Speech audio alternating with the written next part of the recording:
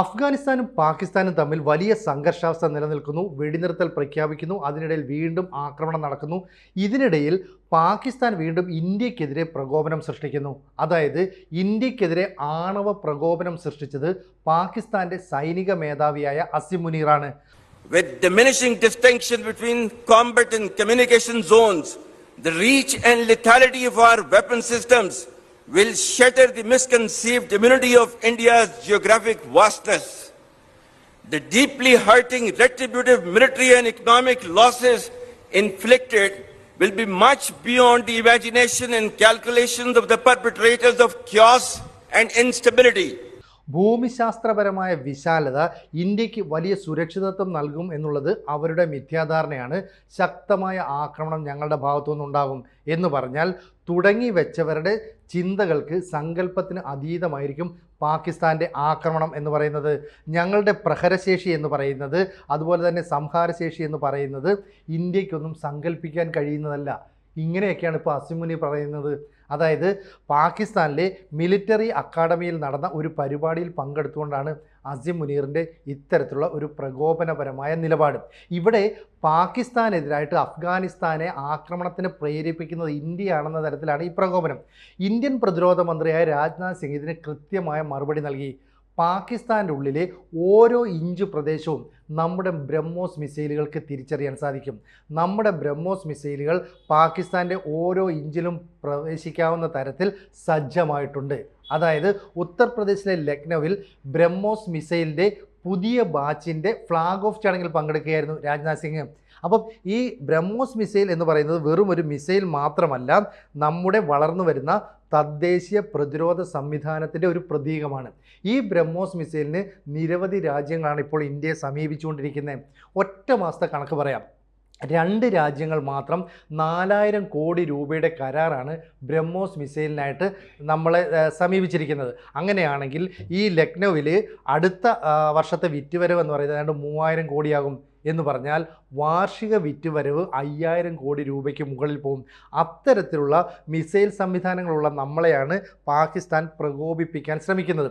ഇപ്പോൾ അഫ്ഗാനിസ്ഥാൻ നമ്മളോട് ചോദിക്കുന്നത് നമ്മുടെ വ്യോമ പ്രതിരോധ സംവിധാനം കൂടി നൽകണമെന്നാണ്. നമുക്കറിയാം, ഓപ്പറേഷൻ സിന്ദൂറിൻ്റെ സമയത്ത് S-400 എന്ന് പറയുന്ന റഷ്യൻ വ്യോമ പ്രതിരോധ സംവിധാനത്തിനപ്പുറത്തേക്ക് നമ്മൾ തദ്ദേശീയമായി നിർമ്മിച്ച ആകാശ് വ്യോമ പ്രതിരോധ സംവിധാനം മികച്ച പ്രവർത്തനം കാഴ്ചവെച്ചു. ഒരു പക്ഷേ അഫ്ഗാൻ്റെ വ്യോമാതിർത്തികളെ സംരക്ഷിക്കാൻ ഇനി മുതൽ നമ്മുടെ ആകാശ് പ്രതിരോധ സംവിധാനം അഫ്ഗാനിസ്ഥാനിലുണ്ടാകും എന്ന് പറഞ്ഞാൽ അഫ്ഗാനിസ്ഥാൻ്റെ വ്യോമാതിർത്തിയിൽ പാകിസ്ഥാൻ്റെ ഏതെങ്കിലും വിമാനം പ്രവേശിച്ചാൽ അതിനെ ഭസ്മമാക്കി കളയുന്നത് ഒരു പക്ഷേ ഇന്ത്യ ആയിരിക്കും. ഇതവർ വല്ലാതെ ഭയപ്പെടുന്നുണ്ട്. ഇപ്പം ഡ്യൂറൻ ലൈൻ്റെ അപ്പുറവും ഇപ്പുറവുമാണ് വലിയ പ്രശ്നങ്ങളൊക്കെ നടക്കുന്നത്. അതായത് ഈ പക്തിക 48 മണിക്കൂറായിട്ട് വെടിനിർത്തണമെന്ന് ഇരു രാജ്യങ്ങളും ആവശ്യപ്പെടുന്നു. അങ്ങനെ വെടിനിർത്തൽ നടത്തുന്നു. അതിനുശേഷം സൗദി, ഖത്തർ തുടങ്ങിയ രാജ്യങ്ങളുടെ മധ്യസ്ഥതയിൽ ഏതാണ്ട് പ്രശ്നം തീർന്നു. ഇതിൻ്റെ സമയപരിധി നീട്ടാനുള്ള ആലോചനയാണ്. ഇതിനിടയിൽ പാകിസ്ഥാൻ വീണ്ടും വ്യോമാക്രമണം നടത്തി. അതായത് ഡ്യൂറൻ ലൈനിന് സമീപത്തുള്ള പക്തിക പ്രവിശ്യയിലാണ് ആക്രമണം നടത്തിയത്. ഒറ്റ ആക്രമണത്തിൽ 10 പേർ കൊല്ലപ്പെട്ടു. ഇതിൽ തന്നെ 3 പേർ അഫ്ഗാനിസ്ഥാനിലെ ക്രിക്കറ്റ് താരങ്ങളാണ്. നമുക്കറിയാം, താലിബാൻ അവിടെ ഭരണം ഏറ്റെടുത്തെങ്കിലും ഈ കായിക മത്സരങ്ങളെ, പ്രത്യേകിച്ച് ക്രിക്കറ്റിനെയൊക്കെ അവർ നെഞ്ചേറ്റുന്നവരാണ്. രക്തത്തിൽ അലിഞ്ഞു ചേർന്ന ഒരു കായിക ഇനമാണ്. അങ്ങനെയുള്ള അഫ്ഗാനിസ്ഥാനിലെ ക്രിക്കറ്റ് താരങ്ങളെ കൊലപ്പെടുത്തി എന്നുള്ളത് ക്രിക്കറ്റ് ലോകത്തെ തന്നെ ഞെട്ടിച്ചു. മാത്രമല്ല, പാകിസ്ഥാനിൽ നടക്കാനിരിക്കുന്ന ശ്രീലങ്കയും പാകിസ്ഥാനും അഫ്ഗാനിസ്ഥാനും പങ്കെടുക്കുന്ന ത്രിരാഷ്ട്ര പരമ്പരയിൽ നിന്ന് അവർ പിന്മാറുകയും ചെയ്തു.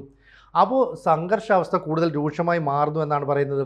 പാകിസ്ഥാൻ്റെ പ്രതിരോധ മന്ത്രിയായ ഖ്വാജ ആസിഫ് പറയുന്നത് അഫ്ഗാനിൻ്റെ മണ്ണിൽ നിന്ന് അടുത്ത കാലത്തായിട്ട് പാകിസ്ഥാന് നേരെ നടക്കുന്ന ആക്രമണങ്ങൾക്കെല്ലാം ചുക്കാൻ പിടിക്കുന്നത് ഇന്ത്യയാണ്. ശക്തമായ പ്രതിരോധം ഞങ്ങളുടെ ഭാഗത്തുനിന്നുണ്ടാകും. ഇനി അവരുടെ സൈനിക മേധാവിയായ DGIS ഈ അസിം മുനീറിന് ശേഷം അവരുടെ സൈനിക വക്താവുണ്ട്, DGISPR എന്ന് പറയുന്ന അഹമ്മദ് ഷഫീഖ് ചൗധരിയും പറയുന്നുണ്ട്, അഫ്ഗാൻ്റെ വിദേശകാര്യ മന്ത്രിയായ അമീർ ഖാൻ മുത്താഖി ഇന്ത്യയിൽ വന്നതിന് ശേഷമാണ് ഇന്ത്യ അല്ലെങ്കിൽ ഇന്ത്യൻ സഹായത്തോടെ അഫ്ഗാൻ ഈ ആക്രമണം എല്ലാം നടത്തുന്നത്. അതുകൊണ്ട് ഇവർ നിലപാട് കടുപ്പിക്കുക. അഫ്ഗാനിസ്ഥാനിലുള്ള അല്ലെങ്കിൽ അഫ്ഗാനിസ്ഥാൻ വംശജരായ ആളുകൾ നിരവധി പാകിസ്ഥാനിലുണ്ട്. ഏതാണ്ട് 80% ആളുകൾ ആളുകൾ ഖൈബർ പഖ്തൂൺഖ മേഖലയിലടക്കമുണ്ടെന്നാണ് പറയുന്നത്. കാരണം പഷ്തൂൺ വിഭാഗത്തിലുള്ളവർ ഈ ഡ്യൂറൻ ലൈൻ്റെ അപ്പുറത്തും ഇപ്പുറത്തുമായിട്ടുണ്ട്. ഇവരെല്ലാം തന്നെ ഇപ്പോൾ രാജ്യം വിട്ടുപോകണം. അതായത് ഇവിടെയുള്ള പ്രകൃതി വിഭവങ്ങൾ, സമ്പത്ത് എല്ലാം തന്നെ 250 ദശലക്ഷം വരുന്ന പാകിസ്ഥാനികൾക്കുള്ളതാണ്. അവിടെ അഫ്ഗാനിസ്ഥാനികൾ ഇനി ഉണ്ടാകാൻ പാടില്ല. ഇനി ഒരു മുന്നറിയിപ്പോ കാബൂളിൽ വെച്ചൊരു ചർച്ചയോ ഒന്നുമില്ല, നിങ്ങൾ ഇവിടെ നിന്ന് ഒഴിഞ്ഞു പോകണമെന്നാണ് കൃത്യമായിട്ട് പറയുന്നത്. അതായത് അഫ്ഗാനിസ്ഥാനികൾ രാജ്യം വിടണമെന്ന് ശക്തമായ ആവശ്യം ഉയർന്നതോടെ പലായനവും ആരംഭിച്ചു എന്നുള്ള റിപ്പോർട്ടുകളൊക്കെ പുറത്തേക്ക് വരുന്നു. എന്തായാലും ഇന്ത്യയുടെ വ്യോമ പ്രതിരോധ സംവിധാനം കൂടി അഫ്ഗാനിസ്ഥാനിലേക്ക് എത്തുമെന്ന് അവർ ഏതാണ്ട് ഉറപ്പിച്ചിരിക്കുന്നു. ചൈനയുടെ ഭാഗത്തുനിന്ന് വലിയ സഹായം ലഭിക്കുന്നില്ല, അമേരിക്കയുടെ ഭാഗത്തുനിന്ന് സഹായം ലഭിക്കുന്നില്ല.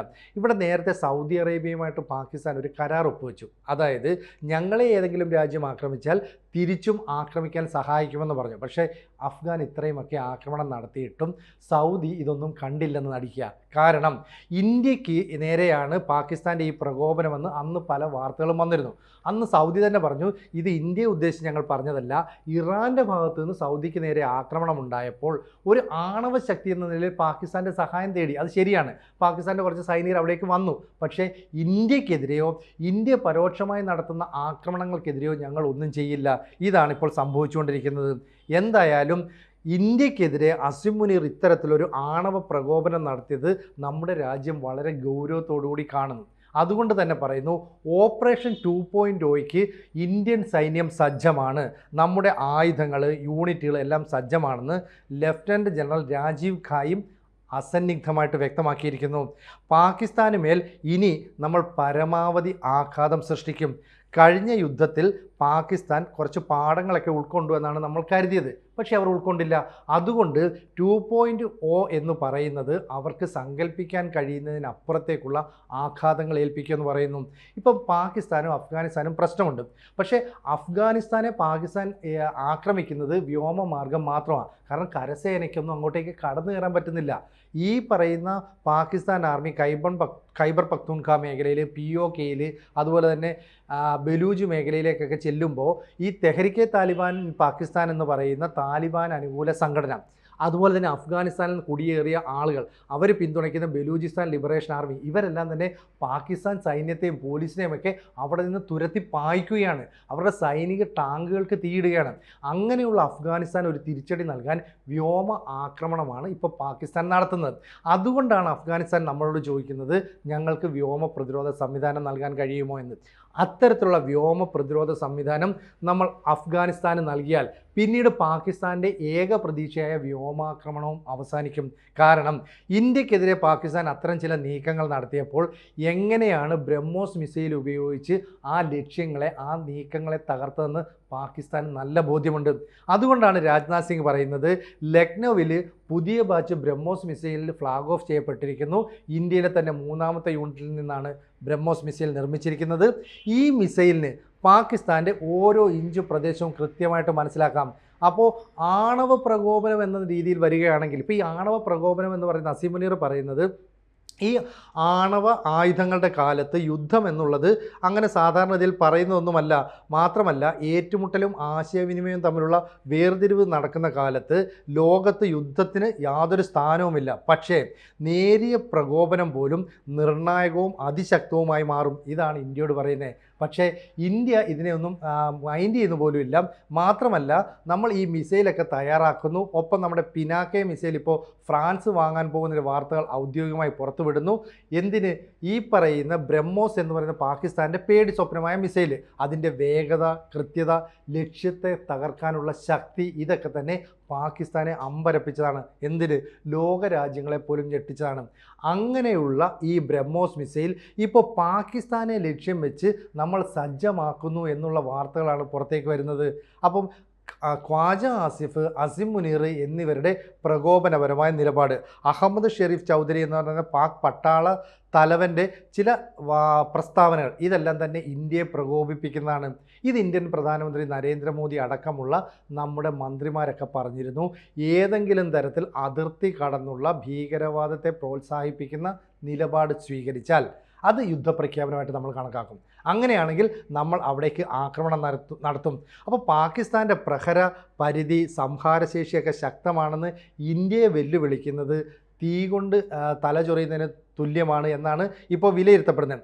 എന്തായാലും പാകിസ്ഥാൻ്റെ മണ്ണിൽ ഭീകരാക്രമണങ്ങളെല്ലാം നടത്തുന്നത് ഇന്ത്യയാണെന്ന് വരുത്തി തീർക്കാനായിട്ട് ശ്രമിക്കുന്നുണ്ട്. കാരണം താലിബാന് എല്ലാവിധ പിന്തുണയും നമ്മൾ നൽകുന്നുണ്ട്. അതുകൊണ്ടാണ് പറയുന്നത് ഇനി ഈ താലിബാനുമായി ബന്ധപ്പെട്ട് പ്രവർത്തിക്കുന്ന അല്ലെ പാകിസ്ഥാൻ ഇത്രയും കാലം പണവും ആയുധങ്ങളും ഒക്കെ നൽകി വളർത്തിക്കൊണ്ട് വന്ന ഭീകര സംഘടനകൾക്കെതിരെ അവർ തിരിയുന്നു എന്നർത്ഥം. അതുകൊണ്ടാണ് അവർ അഫ്ഗാനിലേക്ക് പോകണം, നിങ്ങളുടെ സ്വന്തം രാജ്യം അഫ്ഗാനിസ്ഥാനാണ്, ഇനി പാകിസ്ഥാൻ മണ്ണിൽ നിങ്ങൾക്കിടമില്ല എന്ന് പറയുന്നത്. എന്തായാലും നിലവിലെ ആക്രമണത്തിൽ 200ഓളം പേർ അഫ്ഗാനിസ്ഥാനിൽ കൊല്ലപ്പെട്ടുവെന്നും 60ഓളം പേർ പാകിസ്ഥാനിൽ കൊല്ലപ്പെട്ടുവെന്നുള്ള വാർത്തയാണ് പുറത്തു വരുന്നത്.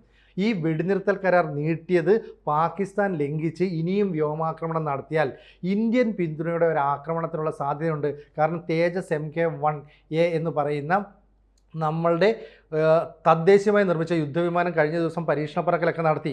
ഒരു പക്ഷേ അഫ്ഗാൻ വ്യോമാക്രമണം നടത്തുമ്പോൾ ഈ തേജസ് ഇനി മുൻനിരയിൽ ഉണ്ടാകുമോ എന്നൊരു സംശയമുണ്ട്.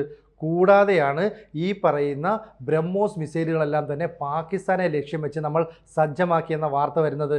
എന്തായാലും അസിം മുനീറിൻ്റെ പ്രകോപനത്തിന് ചുട്ട മറുപടി തന്നെയാണ് നമ്മുടെ പ്രതിരോധ മന്ത്രി രാജ്നാഥ് സിംഗ് ഇപ്പം നൽകിയിരിക്കുന്നത്. കൂടുതൽ വാർത്തകളും വിശേഷങ്ങളും നിങ്ങളിലേക്ക് എത്താൻ ABC മലയാളം സബ്സ്ക്രൈബ് ചെയ്യുക, ബെൽ ബട്ടണും അമർത്തുക.